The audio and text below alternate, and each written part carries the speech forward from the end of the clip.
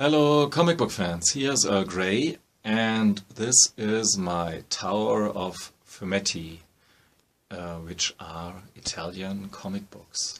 Looks pretty huge, but actually this is a rather small shelf because these books here are, especially for European standards, but even in comparison to a standard American trade, they are pretty small. That's typical for Italy, I guess. I'm not that big expert of Italian comics, not at all.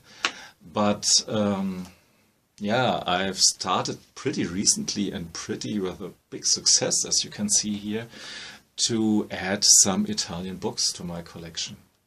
And that's what I want to talk about now and today. Maybe the internationally most famous fumetto is Tex, this Western comic written by Claudio Nizzi and drawn by Giovanni Nizzi.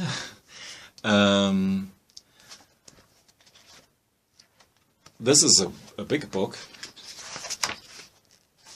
with pretty gorgeous black and white art, as you can see here.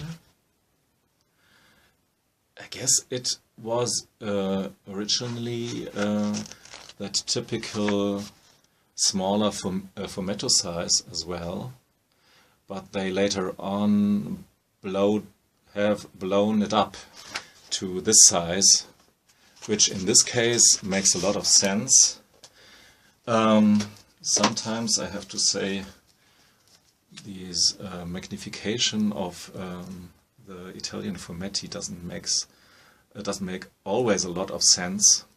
This is a text comic drawn by Joe Kubert, written also by Claudio Nizzi. And if you see this here, even though Joe Kubert's art is, of course, pretty wonderful, and the story is a decent Western comic. It wouldn't have made sense to make it bigger than that. It's already quite big. But this book, wait, you can see. This is a European album size format book, and honestly, I don't think that this book had to be so big. And maybe just this format thing is one of the main reasons why the fumetti never had this success, at least over here in Germany, because we're stupid big book buyers in terms of format, not thickness. So somehow the average German comic book reader is turned off by the look of such a small book, and that's a pity. That's the German edition of Dylan Dog, the Hunter of Nightmares. That would be the subtitle. And these colored covers are a bit goofy, literally goofy, and off-putting, I must say. So of course, I must have stumbled many times over these books here, but never felt the need of to take a look into them. And this was a big mistake, because these are gorgeous black and white horror stories with different takes on the horror genre, always a bit of humor in it. Heck, the main hero,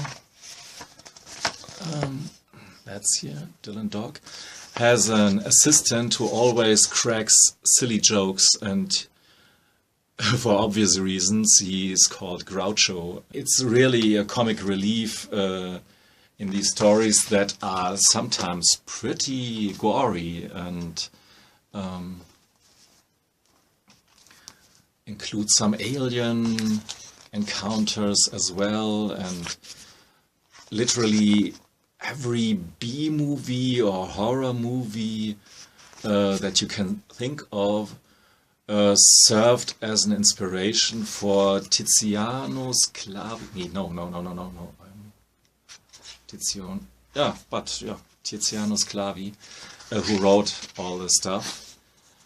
I've messed it up with Angela Stano, who is the main artist. Tiziano Sclavi was the original writer, and he wrote most of the stories, at least of those who were translated into German. And they had some role models for the main characters. The actor Rupert Everett served as model for, as a template for Dylan Dog himself, and of course Groucho Marx, and a lot of other characters, especially the police inspector. Here's an interesting aside. In the US edition, Groucho Marx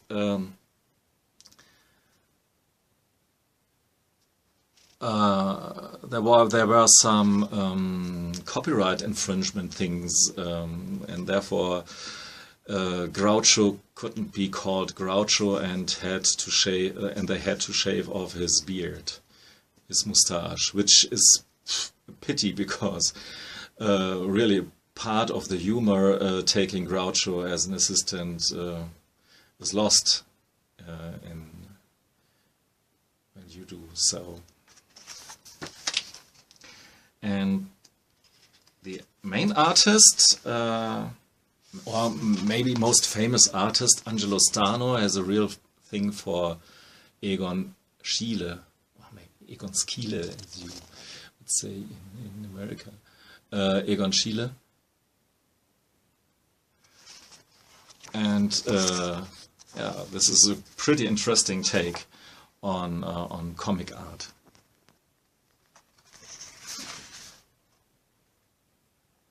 Angelo Stano used Egon Schiele's way of drawing for this horror topic, and I can't say that I like his art more than the other artists, because nearly all the artists are pretty decent or amazing.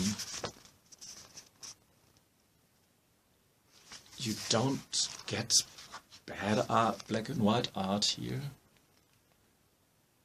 They all know what they're doing. There's nothing, and it's all consistent, and they are all pretty easy reads, I must say.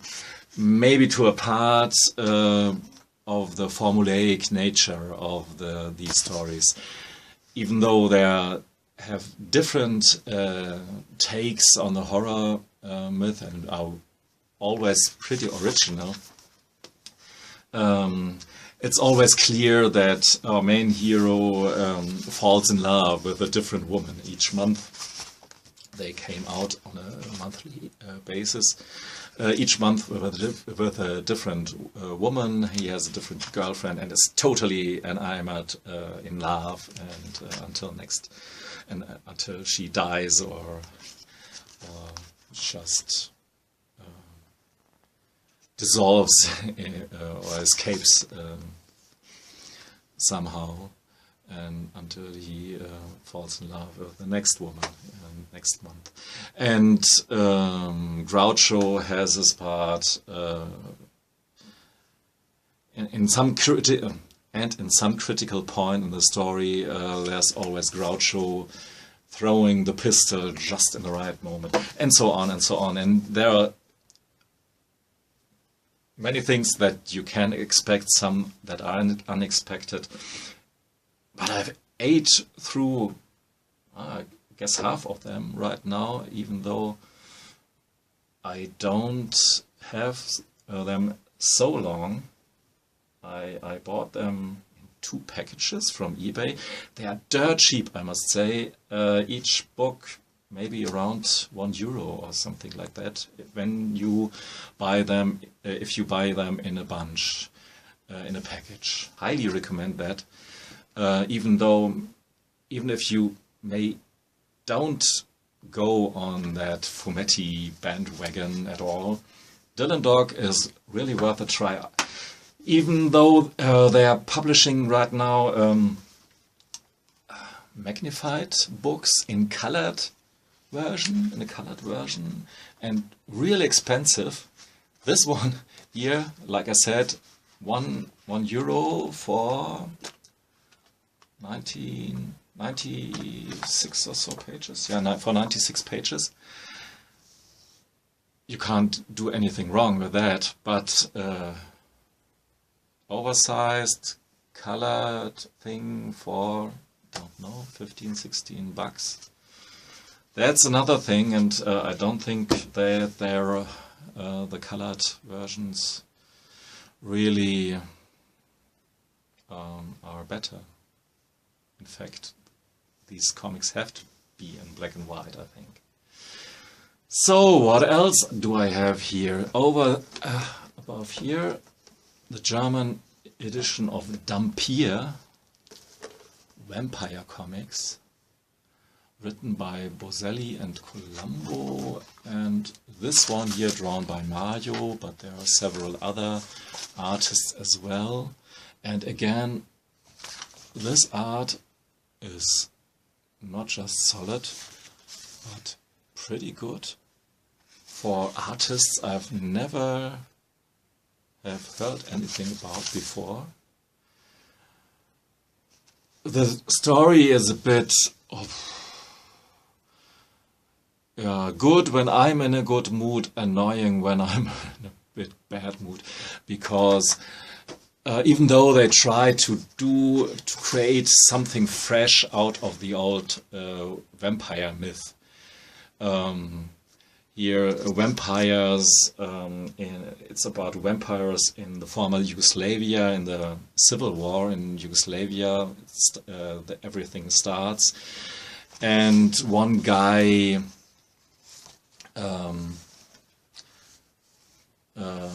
comes to know that he's a Dampyr. One who, a son of a vampire and a human woman,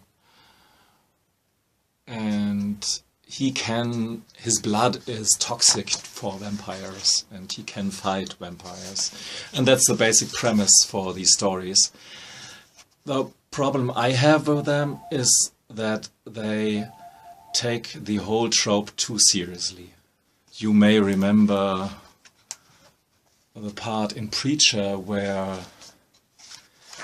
there was this vampire who speaks in a very annoying fashion. We're the creatures of the dark, and he has this high tone which drove Cassidy crazy until he burnt him on the ceiling of a church, I guess, because that vampire was the son of a bitch as well.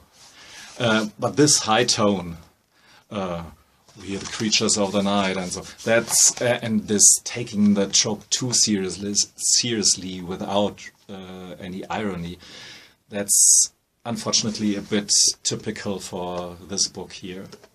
But if you're into vampire stories that are well drawn and pretty serious about the stuff, then this is absolutely a recommendation. So this one is Satanik,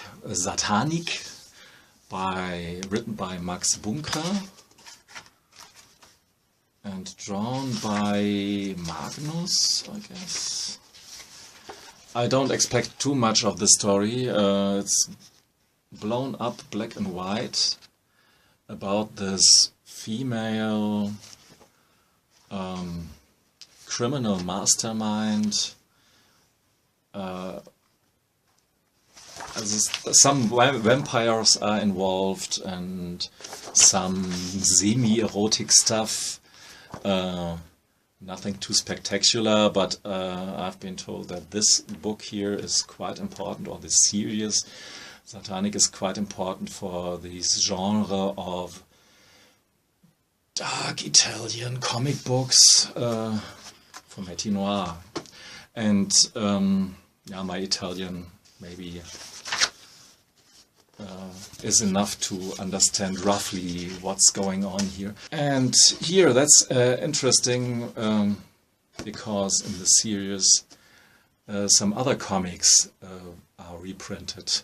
It's a very motley crew of comics, I must say. Here's Braccio di Ferro, Popeye, Mandrake, Mandrake, Martin Myster, Superman, Topolino, Mickey Mouse, Diabolik. That's another one I want to show you, because I was just able to score this one German translation of the first Diabolik comic. Diabolik is a criminal mastermind and immoral character who master thief, and a bit special about him is that he has a constant relationship, and he's so clever that he always got away with his thefts.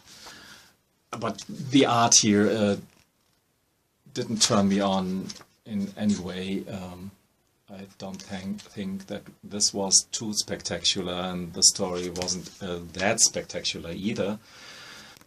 That doesn't kept me away from buying these Diabolik fumetti in the Italian original version,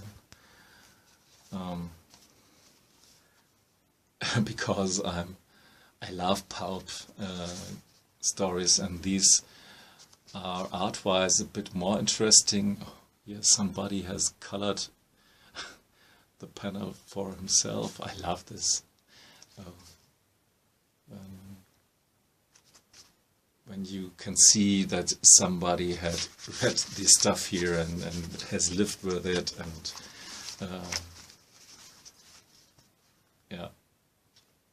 And yeah, maybe this would be a tough read for me, actually, because my Italian has really several problems with speech bubbles like that. Molto bene, that's okay. Amore ti chiedo molto. Oh, okay. Maybe I have a chance to understand all the stuff here.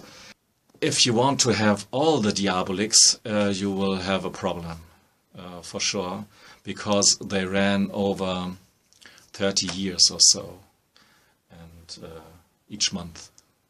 So you can do the math. So, that were my fumetti overview. Maybe when I delve a bit deeper into the Italian comic cosmos, which is a lot more, which are a lot more books, of course, than these here. Yeah, if I have some more, I will show you them in the future. So for now, thanks for listening and watching. Goodbye.